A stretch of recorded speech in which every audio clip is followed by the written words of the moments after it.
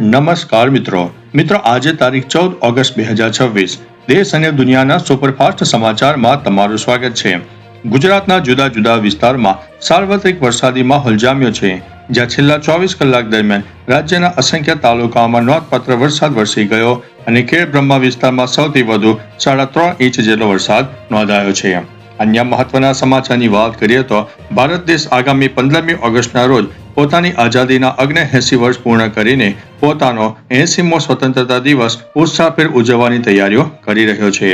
આગળ વધ્યાને વાત કરીએ તો મહારાષ્ટ્રના નાંદેડ ખાતે આવેલા એક ગુરુદ્વારામાં શિરોમણી અકાલી દળના પ્રમુખ સુખબીરસિંહ બાદલ પર હુમલો થયાની ઘટના સામે આવી છે, જેમાં તેમને હાથના ભાગે ઈજા થતા ખાનગી હોસ્પિટલમાં સારવાર માટે દાખલ કરવામાં આવ્યા છે।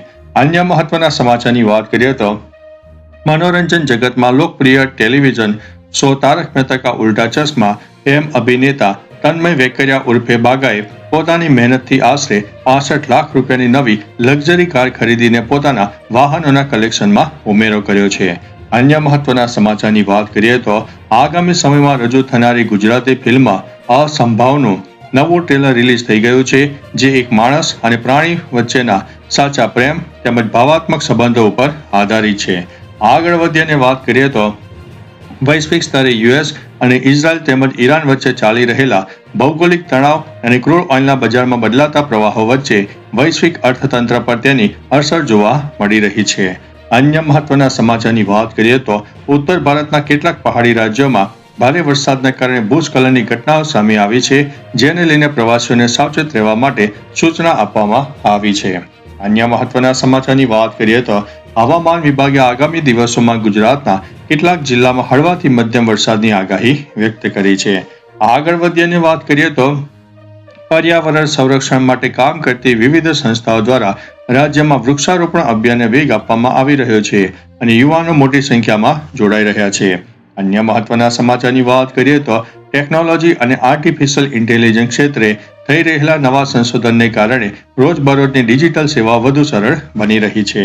અન્ય મહત્વના સમાચારની વાત કરીએ તો ભારતીય રેલવે દ્વારા મુસાફરોની વધતી ભીડને ધ્યાનમાં રાખીને તહેવારોની સિઝનમાં વિશેષ ટ્રેનો દોડાવવા અંગેના નવા આયોજનો જાહેર કરવામાં આવ્યા છે। આગળ વધીને વાત કરીએ તો દેશના વિવિધ શહેરોમાં અદ્યતન સિવિલ ઇન્ફ્રાસ્ટ્રક્ચર અને મેટ્રો પ્રોજેક્ટનું કામ નિર્ધારિત સમયપત્રક મુજબ આગળ વધી રહ્યું છે। આગળ વાત કરીશું સોશિયલ મીડિયા પર સેલિબ્રિટીઝના વ્યક્તિત્વ અને ટ્રેડમાર્ક સુરક્ષા લઈને અદાલતો દ્વારા કડક આદેશો આપવામાં આવી રહ્યા છે, જેથી અનઅધિકૃત ઉપયોગ અટકાવી શકાય।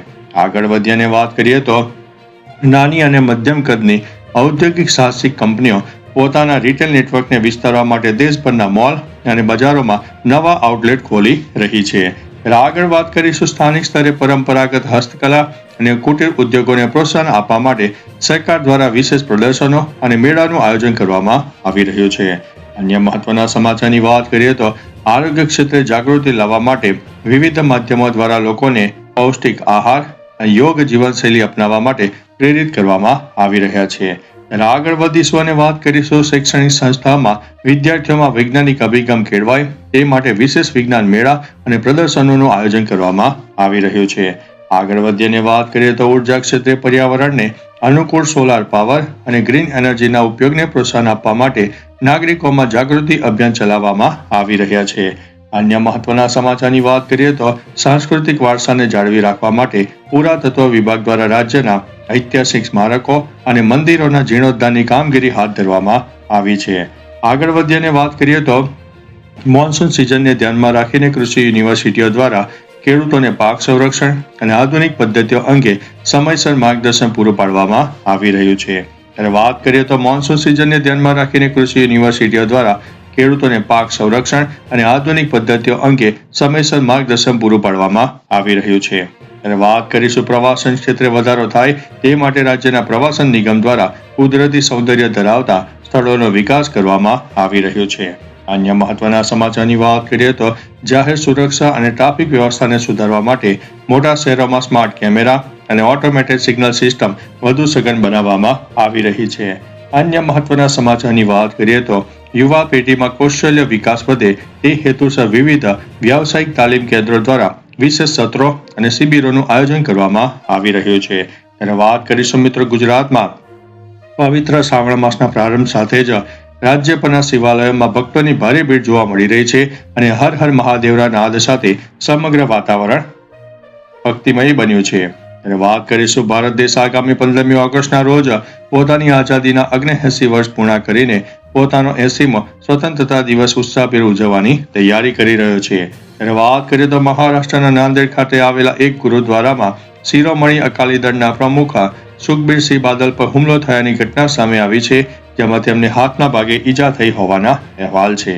અને વાત કરીએ તો મિત્રો મનોરંજન જગતમાં લોકપ્રિય ટીવી શો તારક મહેતા કા ઉલ્ટા ચશ્મા એમ અભિનેતા તન્મય વેકરિયા ઉર્ફે બાગાએ પોતાની મહેનતથી આશરે 65 લાખ રૂપિયાની નવી લક્ઝરી કાર ખરીદીને પોતાના વાહનોના કલેક્શનમાં ઉમેરો કર્યો છે.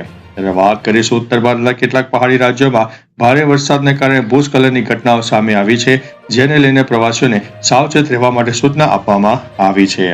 અન્ય મહત્વના સમાચારની વાત કરીએ તો ભારતીય રેલવે દ્વારા મુસાફરોની વધતી ભીડને ધ્યાનમાં રાખીને તહેવારોની સિઝનમાં વિશેષ ટ્રેનો દોડાવવા અંગેના નવા આયોજનો જારી કરવામાં આવ્યા છે.